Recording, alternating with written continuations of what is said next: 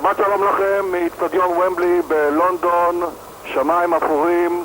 האצטדיון עצמו, כאשר אתם מקבלים אותו עכשיו במבט מן האוויר, עדיין לא מלא לקראת טקס הפתיחה של אליפות אירופה לאומות בפעם העשירית, בפעם הראשונה במולדת הכדורגל באנגליה. התרגשות גדולה כאן באנגליה, באי הבריטי, במיוחד עקב העובדה שגם אנגליה וגם סקוטלנד נוטלות חלק בטורניר. בעוד דקות אחדות ייפתח כאן הטקס, וכמובן שאירוע השיא של טקס הפתיחה, משחק הפתיחה בין נבחרות אנגליה לשוויץ.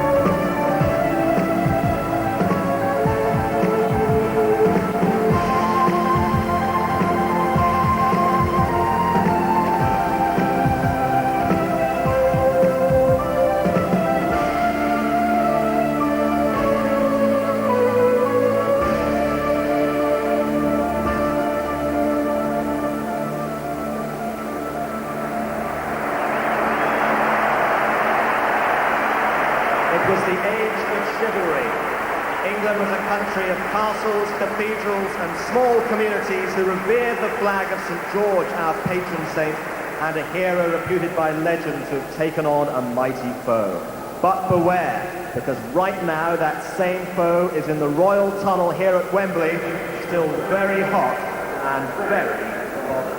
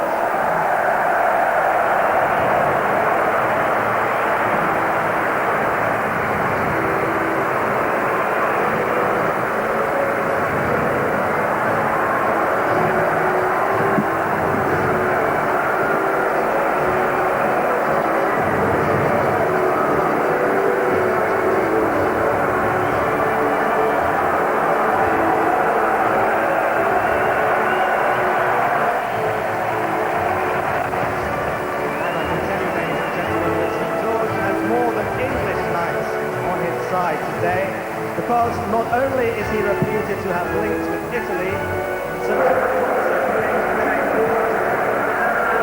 התלהבות גדולה של הקהל כאן בוומבלי. מן המופע הזה הטקס יימשך בערך כ-45 דקות עד אשר הכל יהיה ערוך ומוכן לפתיחת המשחק בין שווייץ לאנגליה.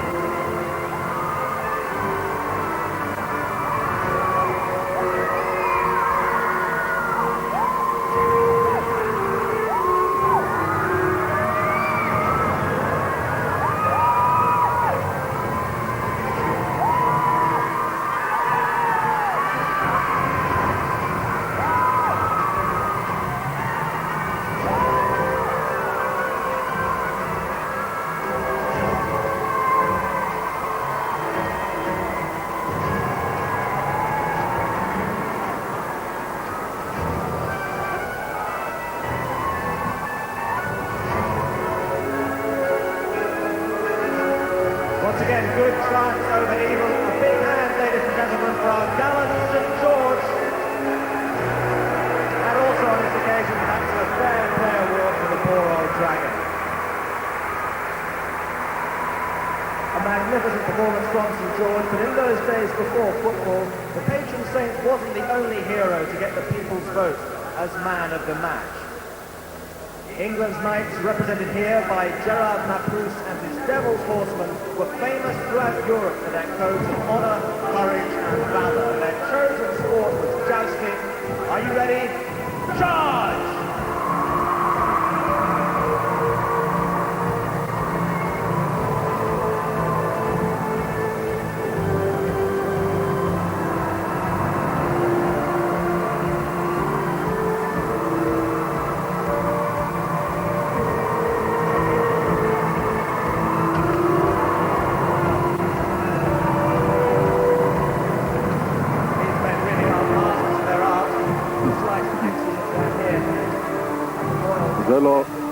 זה לא היה בתכנון המקורי כמובן.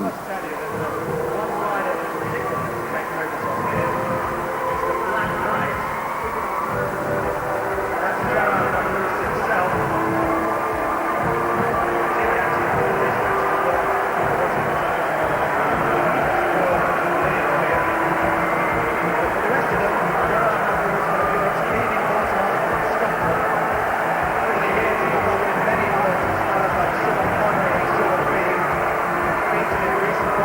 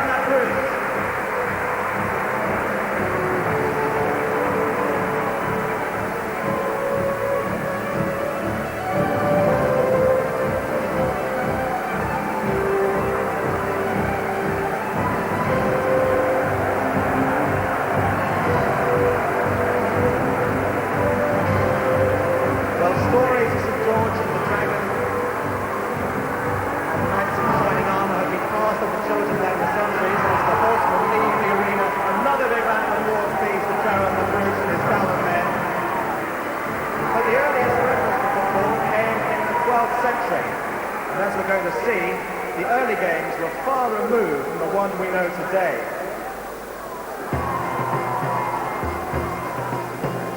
Football in the Middle Ages took the form of free-for-all cross-country games between neighbouring parishes with a ball, sometimes made of wood, later an inflated pig's bladder, being kicked, carried or thrown by mobs of the number of thousands aside between nominated goals that were often miles and miles apart.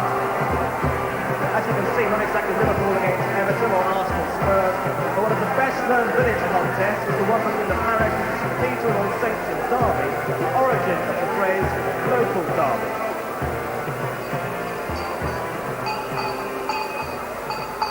And by the time Queen Victoria came to the throne in 1837, football had moved upmarket and been adopted by the English public schools. And as the class of 1837 played today by teams of young footballers from Sunbury kick off, I can tell you that with catching, kicking and even hacking at an opponent's shins with sharpened boots were all deemed to be conduct becoming of a gentleman, early 19th century football was certainly no place for the faint-hearted. Every school had its own interpretation of how the game ought to be played. Some were quite happy to allow the use of hands. Others, though, preferred to let their feet do their talking. And the very first code of rules were compiled at Cambridge University and eventually unified by the country's leading schools and clubs who met in London in 1863 to form the Football Association.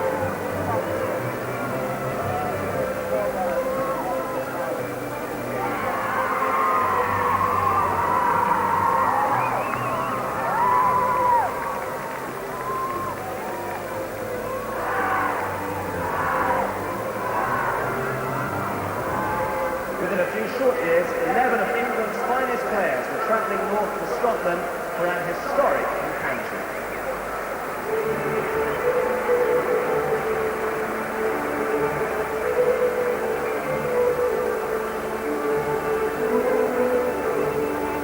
המשחק הבין-ארצי הראשון, אנגליה מול סקוטלנד, ה-30 בנובמבר 1872.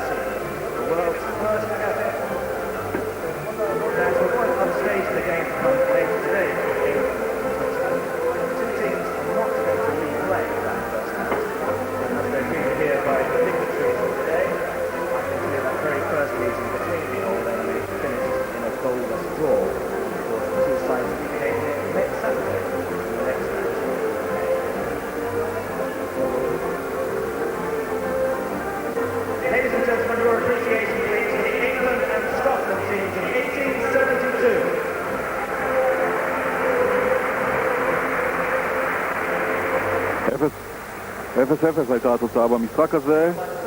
בשבת הבאה, אנגליה מול סקוטלנד, כאן בוומבלי, במסגרת אליפות אירופה 1996. But as we said earlier on, today football comes home. And so to mark this magnificent occasion, here at the stadium they call the Venue of Legend, please welcome 11 of this country's greatest ever footballing ambassadors. Led today by the first footballer to be knighted for his services as a player, the living legend they called the Wizard of Dribble, Sir Stanley Matthews.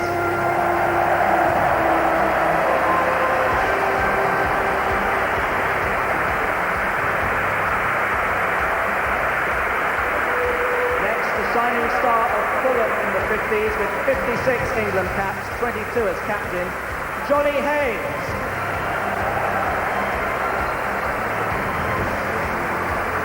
England's third highest goal scorer of all time with 44 goals in 57 internationals, Jimmy Greaves.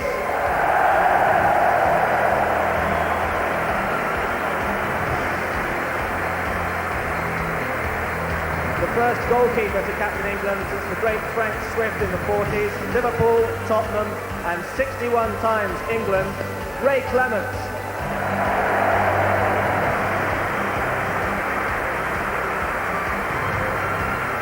Ray's Liverpool teammate and England player across 3 decades, winning 62 caps. He captained England 23 times. Emlyn Hughes.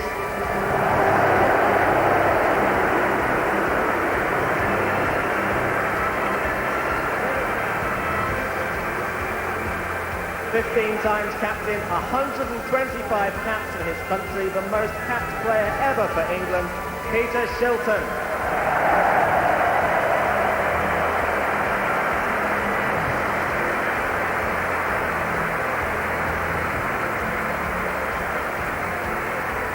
The star of the 1986 World Cup, England's leading goal scorer 6 seasons running, 48 goals in 80 internationals, Gary Lineker. הפרשן של ה-BBC באליפות הזו.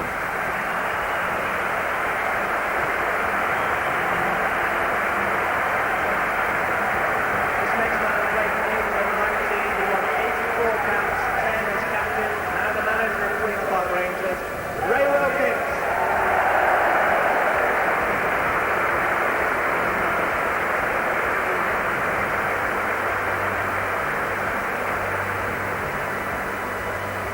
Now on to number 4, a Tottenham player. He scored on his England debut against Bulgaria, won 53 caps, and he's England's next coach, Glenn Hoddle.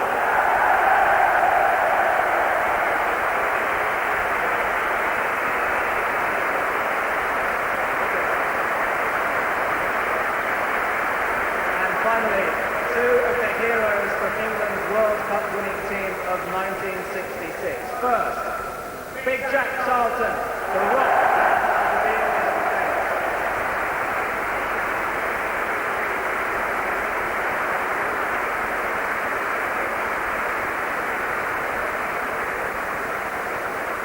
And he's followed by his younger brother, who's 49 goals in 106 international stands as an all-time England record, Sir Bobby Charlton.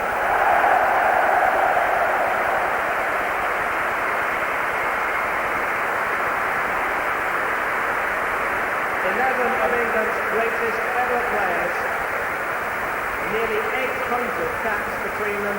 What a lineup! ושם ברקע ראינו את שחקני נבחרת אנגליה שישחקו כאן מאוחר יותר. And so to mark this poignant moment in the history of English and European football, we now call upon Sir Stanley Matthews to unveil the centrepiece of today's celebrations.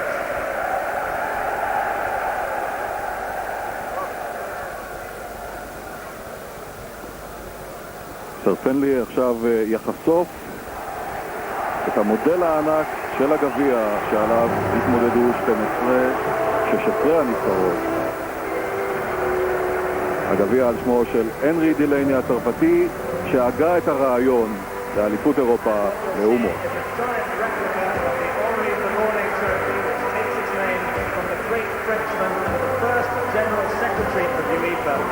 Who dreamed of staging a European Championship for national teams back in 1927. Thank you, Sir Stanley. Thank you to all our great England players for being with us today.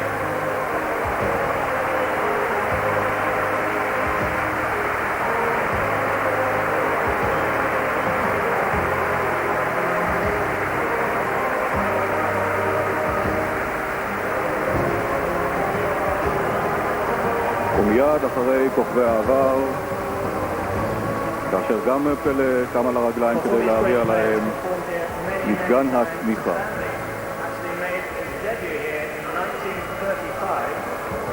Home International Championship, which was just 12 years after Wembley was opened, was the centrepiece of the British Empire exhibition in 1924, opened to the public in April 1923, and of course the very first match that was staged here was the FA Cup final of 1923, the famous White Horse final. Well, for the many millions of you watching on television around the world, and for those of you here in the stadium, if you cast your eyes skywards, literally dropping in on us at the moment to take part in today's ceremony, and using that giant trophy as a landmark, flying the national flags of the competing nations. Please prepare to welcome the famous free-fall team of the parachute regiment, the Red Devils.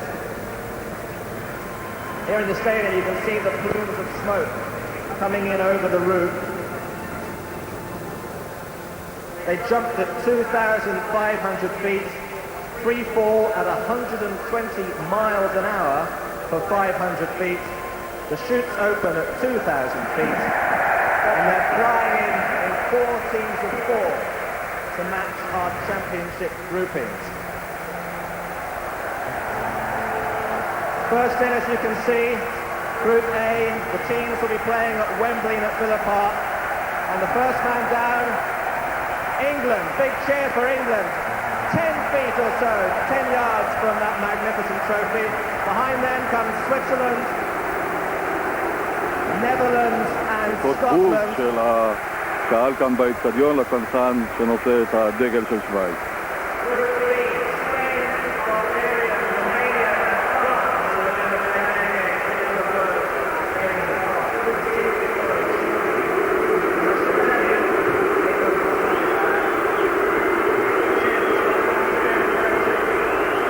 זריקות בוז גם לצנחן הזה שנושא את הדגל הסקוטי. A much lower trajectory. They're landing at 25 miles an hour. So if they landed on you, they would make a sizable dent in the match program. But how is that for athletes? Quite fantastic. Group C at Old Trafford and Anfield are Germany, the Czech Republic, Italy and Russia. And last round are going to be Portugal, Turkey, Croatia and the reigning champions Denmark, who are going to be staging their early game at Hillsborough and the City Ground in Rotterdam. And on the way down, all these 60, well actually I want to say 70, because one man up there is the official video camera. They have to make a strategic decision if they're going to miss the stadium. They can't afford to land on Newquay or on the roof. They have to abort their descent, disappear off to all the industrial estates around Wembley Stadium. But so far we've got every single man down. There's just a couple more to come. And they're also fortunate by having these massive national flags attached to their feet, which are 200 square feet, and alter dramatically the way they can come down from the wind. It's just quite a lot up there. It seems very still and quiet down here, but it does affect dramatically the way they come down. How about that for a bit of courage and skill?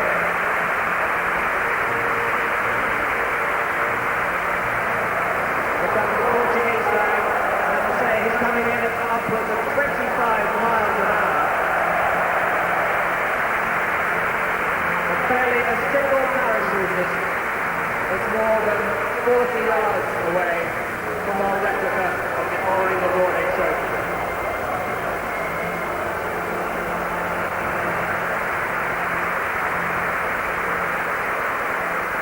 Just one more flag to come down.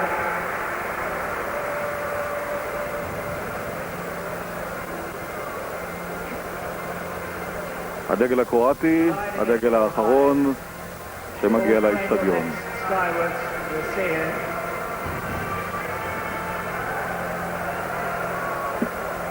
From 2,500 feet in the air to within 20 yards or so of the centre circle here at Wembley Stadium. What a fantastic achievement that is. Ladies and gentlemen,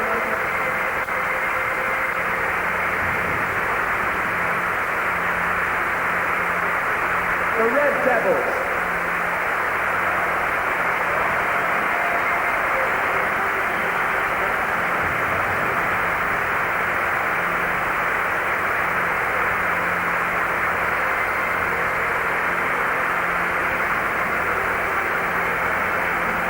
With a big round of applause for the last 2 members of this fantastic parachute team. Big cheer, ladies and gentlemen, the Red Devils, the Red Devils.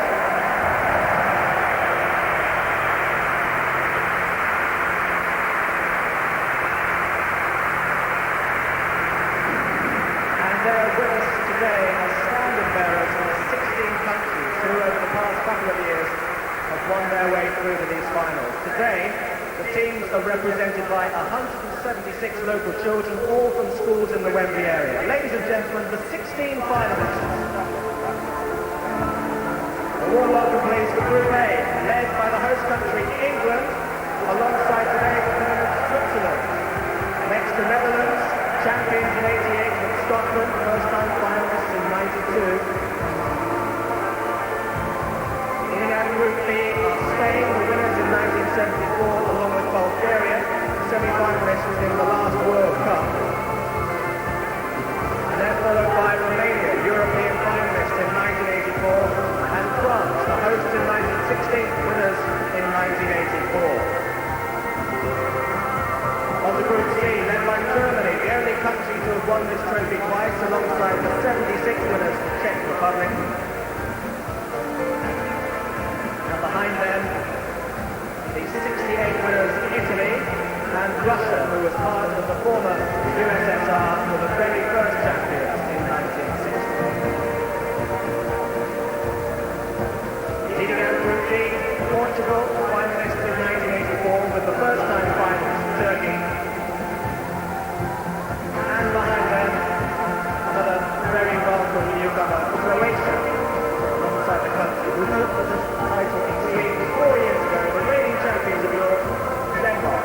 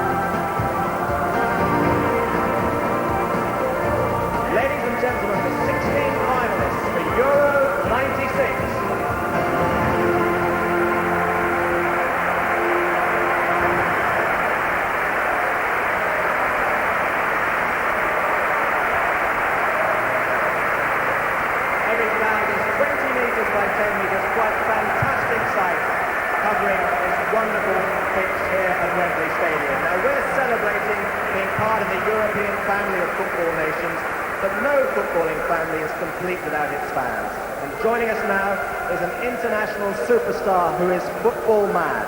Here to sing the theme song of Euro 96, We're in this together. Please welcome Mick Hucknall and Simply Red.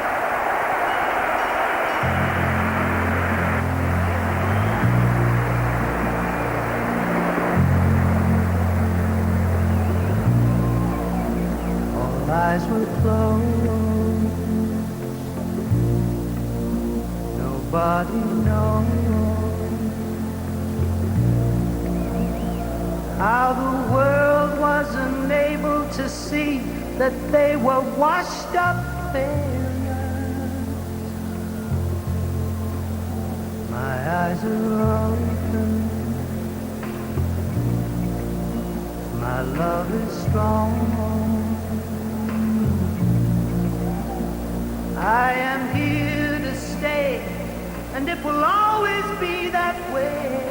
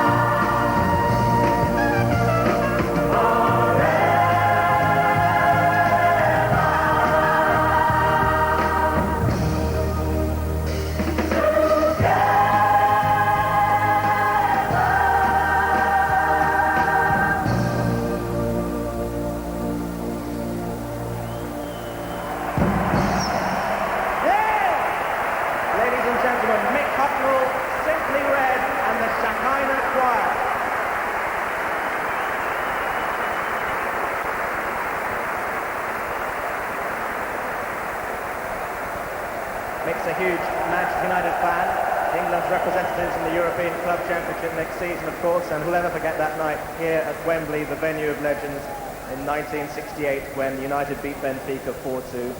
Some of the greatest players in the world playing that night, Sir Bobby Charlton, we saw him early on, Eusebio. But perhaps the greatest footballer the world has ever seen is here at Wembley Stadium today, just above the Royal Tunnel. A round of applause, please, for Pelé.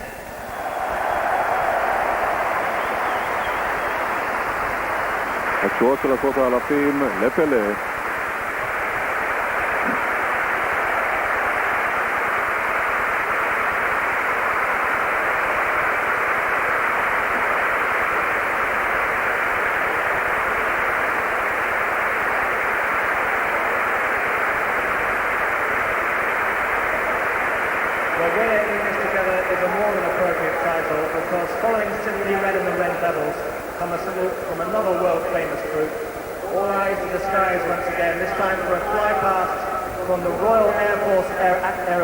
The Red Arrows, they're coming in from the west, which is the non-tunnel end, just over Mick Hucknall's head. They've flown from Cranfield near Bedford. They only took off just about a minute ago, which gives you some idea of the speed they're going at. Here they come.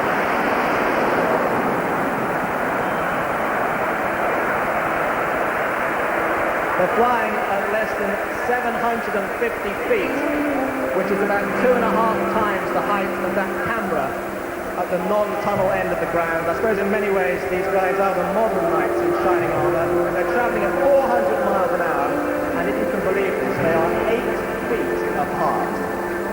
Now you've just seen them in their famous Diamond 9 formation. They need a couple of miles to turn round. They're coming back to the formation they call Concorde, as a tribute to the magnificent Anglo-French supersonic airliner who, on major sporting occasions such as this, has often been known to fly overhead. They'll be back with us in just a few seconds' time.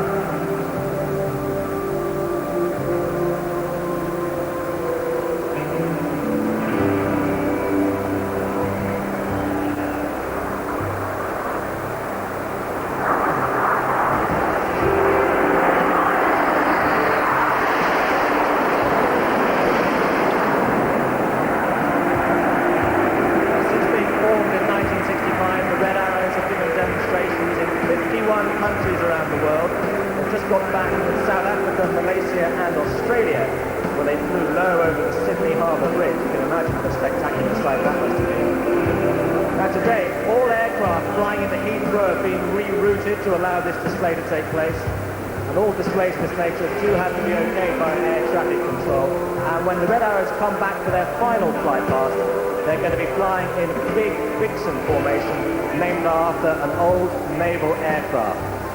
Here they come, just one more time.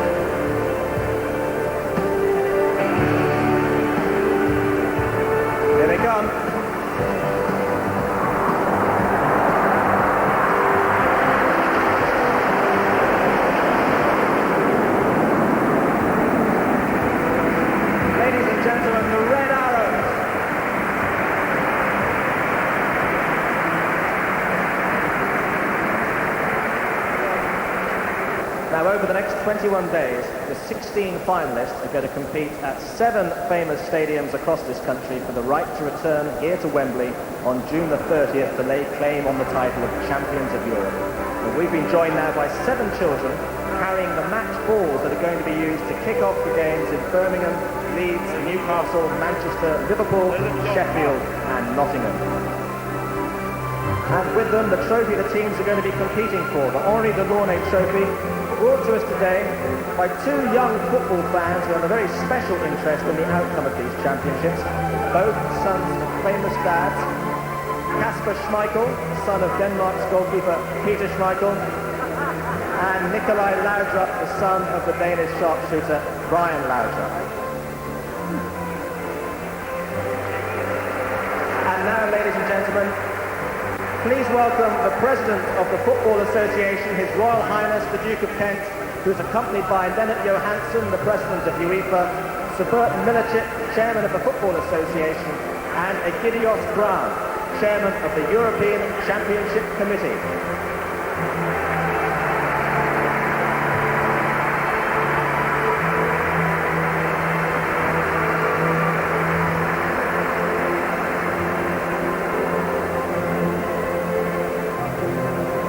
It's now my pleasure to call on our special young representatives of our reigning champions Denmark to hand the coveted Henri Delaunay trophy back to Lennart Johansson, the President of UEFA.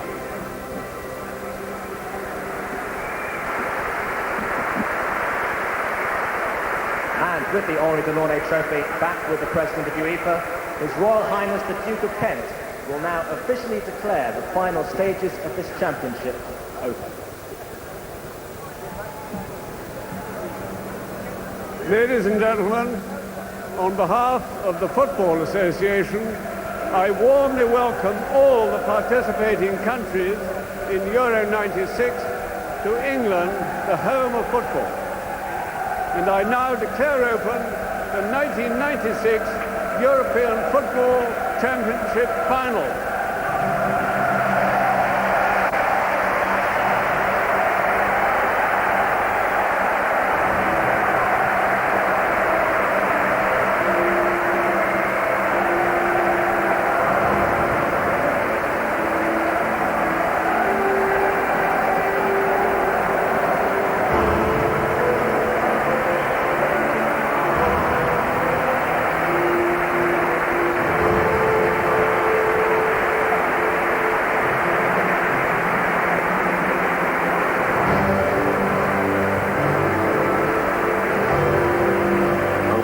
בלונים, כך נמסר לנו, שוחררו לשמי לונדון.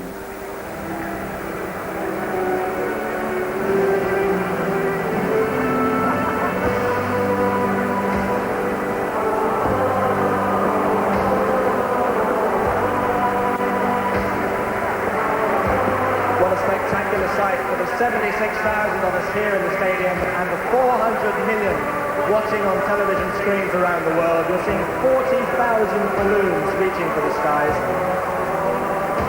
And each and every one bears the logo of the Football Trust, who generously helped fund the staging of this ceremony.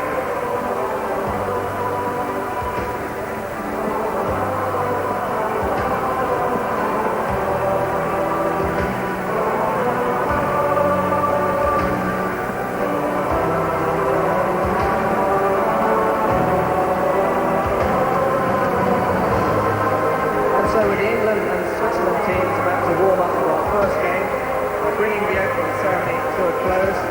Incidentally, it's 25 years since England and the Swiss met in this competition, and that was in a qualifying match here at Wembley, finished 1-1, which may or may not be an omen for this afternoon. This is England's 6th appearance in a European Championship final, and it's the very first for the Swiss.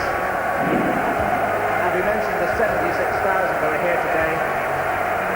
Very warm welcome to the 12,000 or so visitors from Switzerland who are here this afternoon. Our thanks must go to His Royal Highness the Duke of Kent, the officials of UEFA and the Football Association, our 11 distinguished former England internationals, all the boys who gave us a look back into the history of football, the Wembley school children representing the team.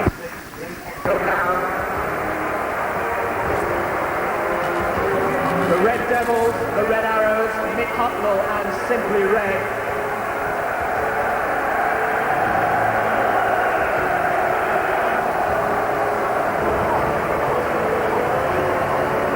Gerard Napruce and his Devils horsemen. Tony Ball Associates, the producers of today's opening ceremony, and all the boys and girls who've taken part in what's been a spectacular start to these championships. Tomorrow, Spain play Bulgaria, Germany play the Czech Republic, Denmark play Portugal, and on Monday, the other match in Group A, Scotland against Netherlands at Villa Park. But Euro 96 will kick off in 45 minutes' time with England against Switzerland.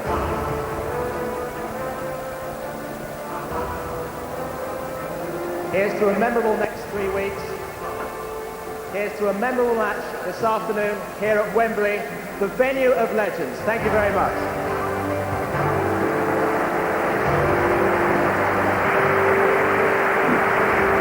תם ונשלם טקס הפתיחה של יורו 96, אליפות אירופה לאומות 1996. בעוד כ-45 דקות אנחנו מגיעים למנה העיקרית, משחק הפתיחה של הטורניר הזה, המשחק במסגרת בית א', אנגליה מול שווייץ. נבחרת אנגליה תקיים את כל המשחקים שלה בשלב המוקדם כאן באצטדיון ומבלי, יתרון שבדרך כלל ניתן לנבחרת המארחת.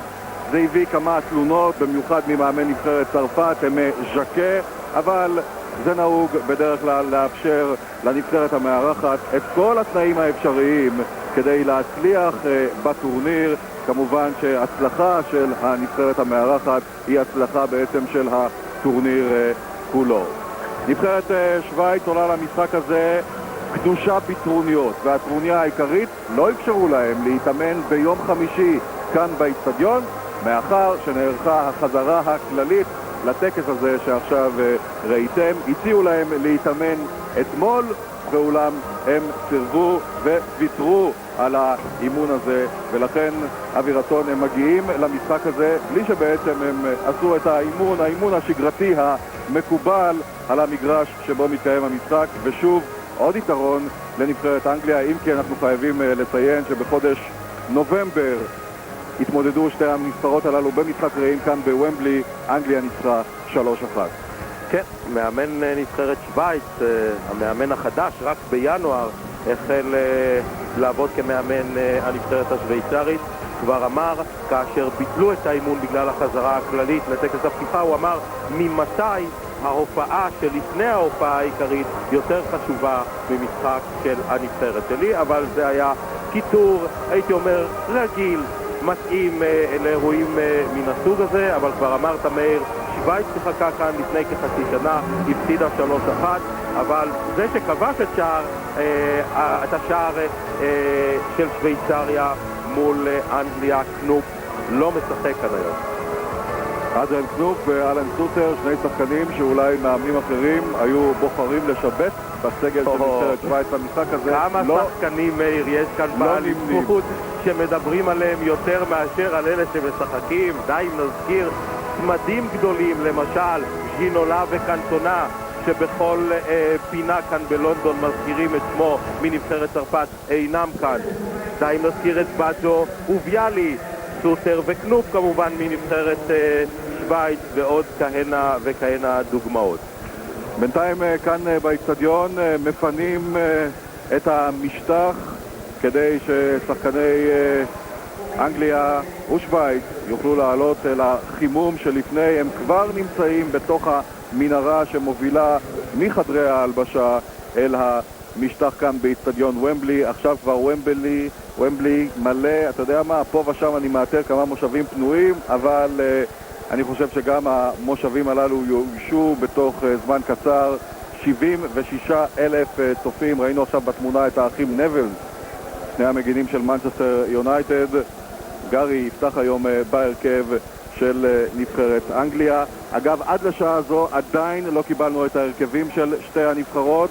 מלחמת עצבים בין טרי ונבלס, המאמן של אנגליה, לבין ארתור ג'ורג' הפורטוגלי, מאמן נבחרת שווייץ. הרבה ספקולציות באשר לשיתופו של דיוויד פלאט בהרכב הפותח של הנבחרת האנגלית, הקפטן של נבחרת אנגליה. ועל פי העיתונים הבוקר כאן, על פי מירב הפרשנים, פלאט יהיה מחוץ להרכב, אבל כמובן את התשובה נקבל רק בעוד דקות אחדות. בעוד דקות אחדות גם נקבל את התשובה כאשר נקבל את ההרכבים אם אכן טרי ונבלס, מאמן נבחרת אנגליה, נשאר עם שיטת המשחק שמדברת על 3-5-2. הרבה מדברים על כך שהוא מחכה את אייקס הגדולה, או שהוא חזר ל-4-4-2 המסורתי של הכדורגל האנגלי. נבחרת שווייץ, פעם ראשונה בטורניר, פעם ראשונה בטורניר הגמר של אליפות אירופה לאומות. סך הכל מ-16 הנבחרות 3 משתתפות בפעם הראשונה בטורניר הזה. בנוסף לשווייץ גם קרואטיה וטורקיה שמשחקות בבית ד'. אגב, שווייץ, מאיר, שנים יפות לכדורגל השוויצרי, הייתה להם הופעה מכובדת במונדיאל ב-94, ועכשיו שוב מגיעים לגמר אליפות אירופה לאומות. ולפני שאנחנו מחזירים את השידור לאולפן בירושלים, כדי שכאן תושלם ההתארגנות לקראת העלייה של שחקני אנגליה ושווייץ למשטח, רק נזכיר שההישג הבולט של הנבחרת האנגלית שמשתתפת בטורניר הזה בפעם השישית בטורניר הגמר של אליפות אירופה היה ב-1968. אנגליה סיימה במקום השלישי, והנה עכשיו שחקני הנבחרות עולים אל החימום המוקדם ומתקבלים בתשואות על ידי 76,000 צופים כאן באצטדיון. אנחנו רואים את שחקני נבחרת אנגליה, את סטון, את שרינגהם, ראינו שם את מקמנמן, ומאחור החבורה הזאת שחקני נבחרת שווייץ. הצצה לעבר השעון, יש לנו בערך עוד 40 דקות עד שריקת הפתיחה של השופט הספרדי וגה, וכמובן שהמתח עולה והעניין גובר. תראה מאיר, ב-1872 התקיים משחק הכדורגל הבינלאומי הראשון. זה היה בין אנגליה לסקוטלנד. שיחקו אותו אגב על מגרש קריקט. המשחק הזה הסתיים ב-0-0. הרי כולנו נצטרף כאן לכך, לתקווה שהמשחק הזה יסתיים עם שערים.